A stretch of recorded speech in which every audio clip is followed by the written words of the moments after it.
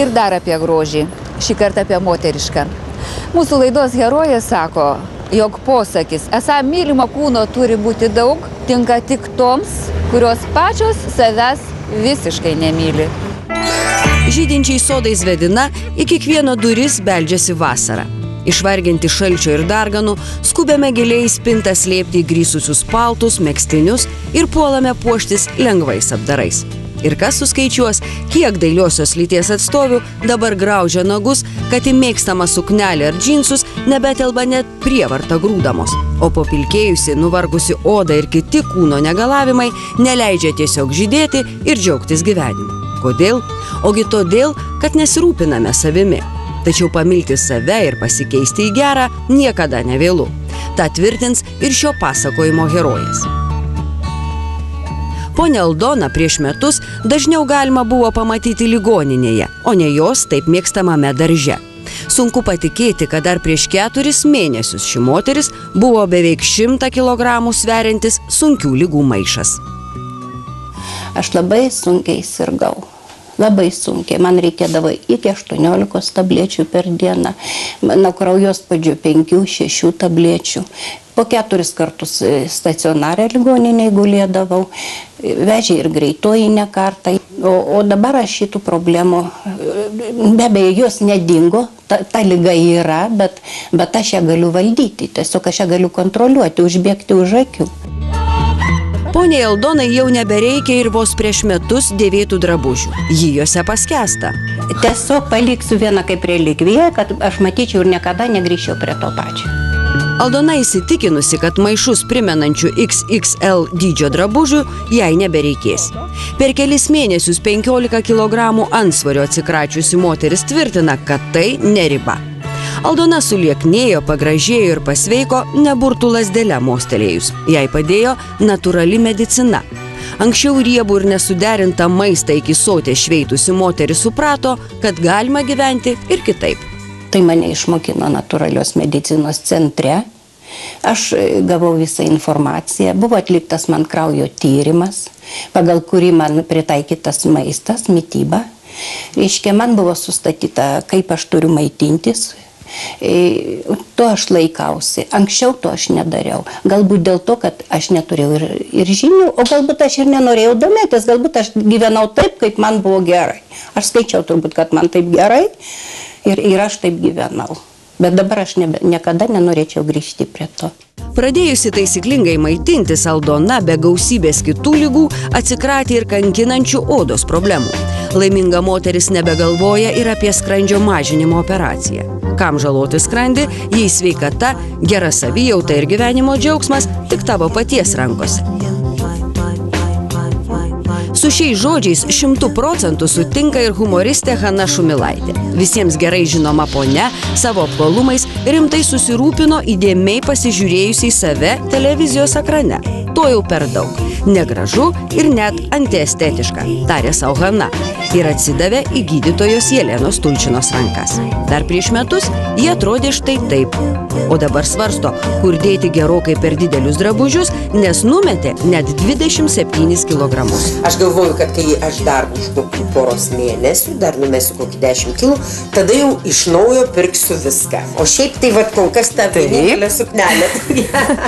Atrodytų nieko ypatinga. Te reikėjo išsivalyti organizmą ir valgyti tik jai tinkančius produktus. 8 metus nuo antsvorio ir lygų žmonės gelbėjanti gydytoja Jelena Tulčina nepaliauja stebėtis, kiek žmonių savo organizmą laiko šiukšlių dėže, kur galima grūsti bet ką ir bet kokiais kiekiais. Deja, susimąstoma tik tada, kai ima pulti ligos. Klausimas. Tu nori būti sveikas, keisk gyvenimo būdą.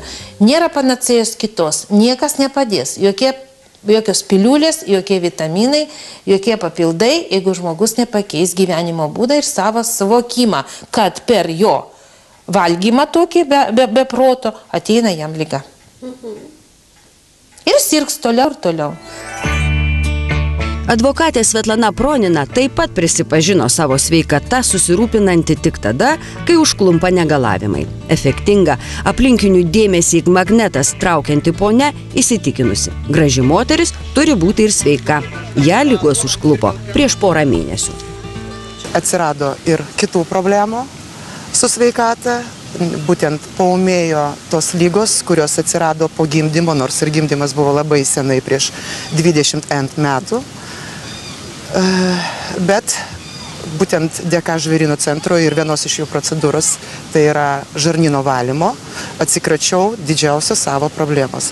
Dingo kai kurie spogučiai ant veido, kurie net, gal jų ir nedaug buvo, bet ir tie dingo. O jeigu kalbėsim apie kilogramus, kiek? Pastebėjau, netgi per 3 dienas laikymosi dietos numečiau 3 kilogramus. Labai puiku. Savo grožiu ir figūra besirūpinanti moteris tvirtina, kad posakis esą mylimo kūno turi būti daug, tinka nebent toms, kurios tingi ir pirštą pajudinti savo grožio ir sveikatos labui. Kiekviena moteris turi mylėti save. Ir mes svarbiausiai tai darome, mes mylime save, tik tai gal nepilna apimtimi. Galvoju, kad savo dėmesio turi būti skirta pirmiausiai. Svetlana mano, kad geriausia dieta sveikatai ir dailioms kūno linijoms yra MV, tai yra mažiau valgyk.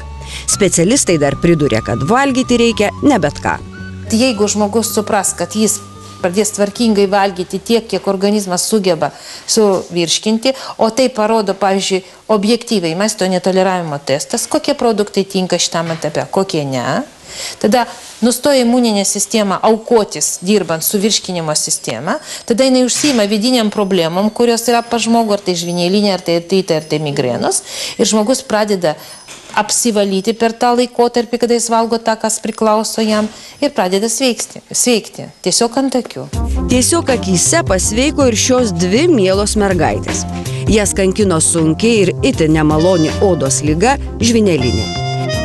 9-metės Lauros tėvai netikėtą dukters ligą vadina tikrų košmaru. Stipriai išbertai mergaitei tradiciniai vaistai, tepalai, net gydymasis ligoninėje nepadėjo.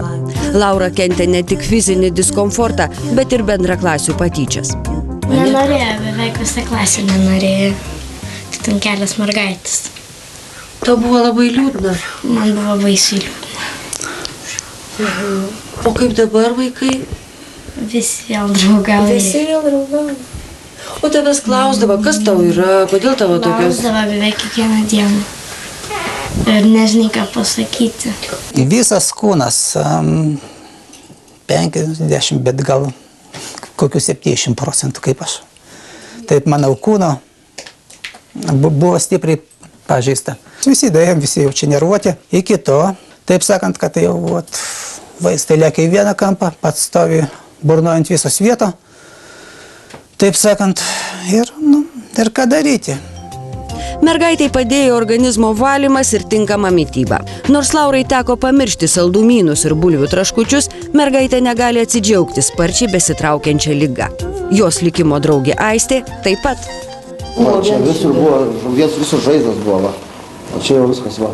Bet gražu dabar viskas. Ir taip va buvo visą nugarą. Ir neatsinaujus, nieko. Dabar nieko nėra.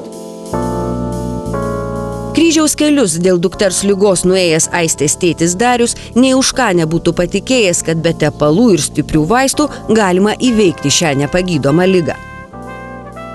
O nepabandė, neįsitikęs, čia nieks gal net nepatikės, bet rimtai žinok. Iš pradžių buvo, kai pradėjau maitintis, taip, nes jokių tų tepaliukų, jokių nieką mes nenaudojom, o buvo iš vis dar daugiau palikti, nes buvom dar labiau užsigandę.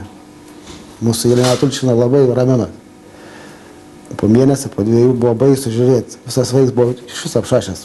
Paskui tik po biškį pradėjo dingti nuo galvos. Palika galvą švarį, pradėjo kūnas ir galūnės ant pačią galvą. Akivaizdžiai pradėjo.